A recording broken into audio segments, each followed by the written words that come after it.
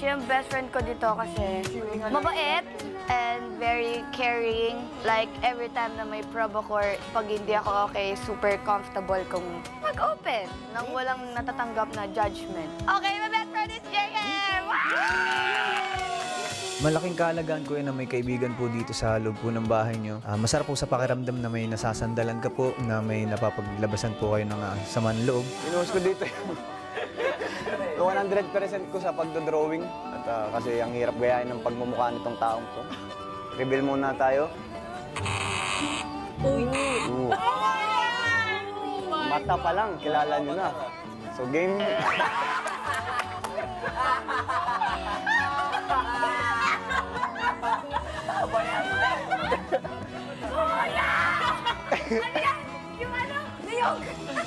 Wala siyang pakialam kung anong magitsingin sa kanya ng ibang tao. Basta ang mahalaga sa kanya, nagpapakatotoo siya. Tigit sa lahat, yung katapangan nito, wala siyang sabihin natin na straightforward na tao.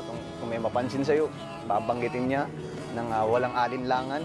At pagdating dito sa drawing, ito yung babae. At ito yung lalaki.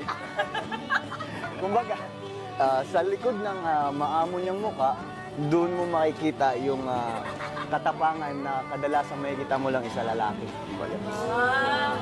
At gets naman natin kung gaano kalinsangan yung utot nitong babae.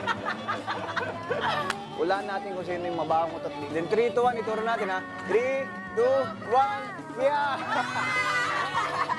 Kuya, bumawa na yung utot ko pagka kumakain ako chocolate drink.